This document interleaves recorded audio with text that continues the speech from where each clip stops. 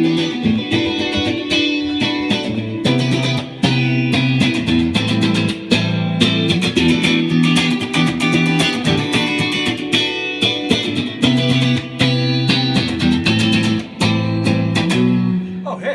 hey, Gene.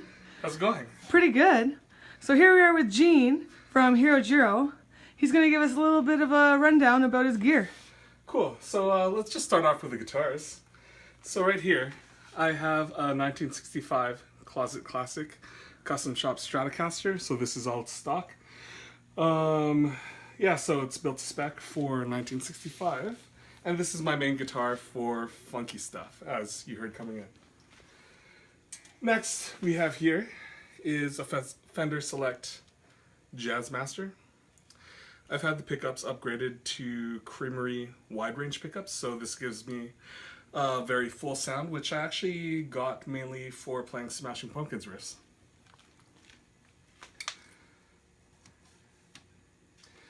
Next up here is my Johnny Marr Jaguar with my kitty straps. So Johnny Marr did some mods to this himself. I won't get into his details, but they have bare knuckle pickups.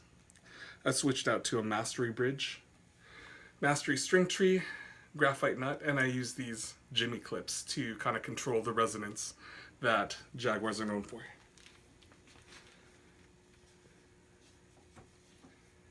Next up, we have a limited edition American Jazzmaster. This was from their Magnificent 7 series.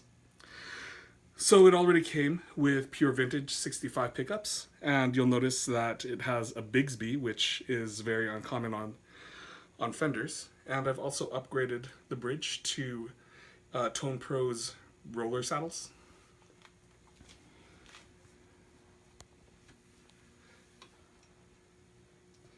Next up is a Mexican Stratocaster that I've recently had modded by James Burley. So again, I'm big with the roller saddles, and these are lace alumitone pickups with Wilkinson tuners.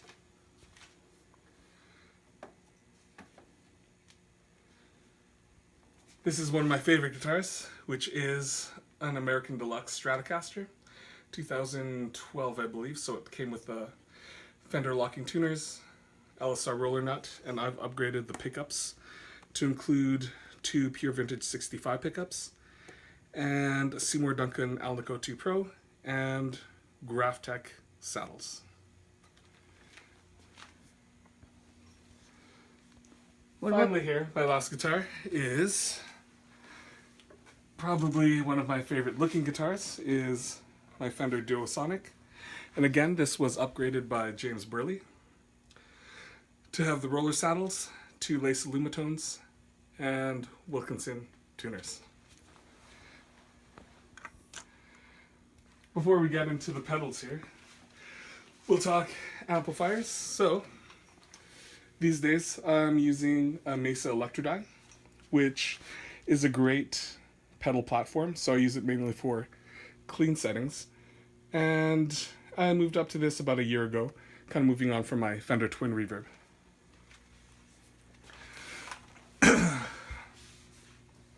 So next is my pedal board, the thing that other guitarists are most curious about.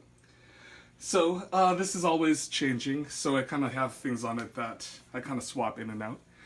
But to start off my chain, everything is being powered by the Strymon Zuma and Oh-Hi, so that provides power to everything here. First off, just like most, I start off with a Boss Chromatic tuner.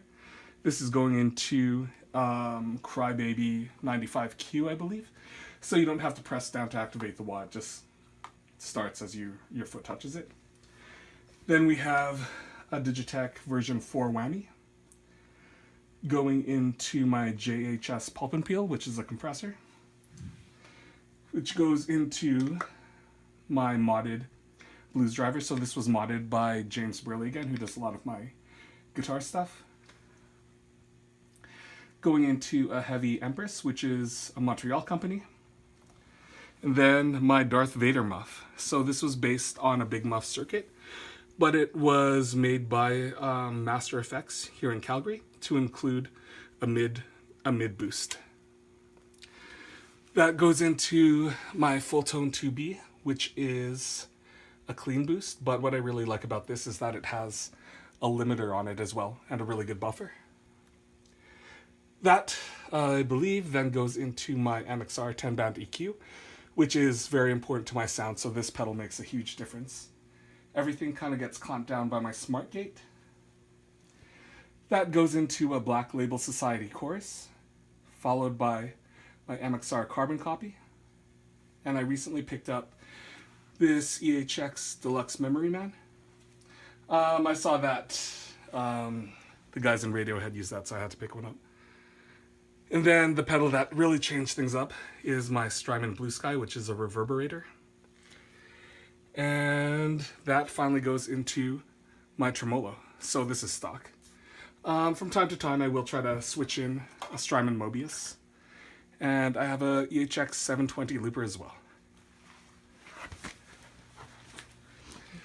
And yeah, that's it. Thanks for giving us the rundown, Gene. Very Thanks, informative. Very informative. Thanks. Bye.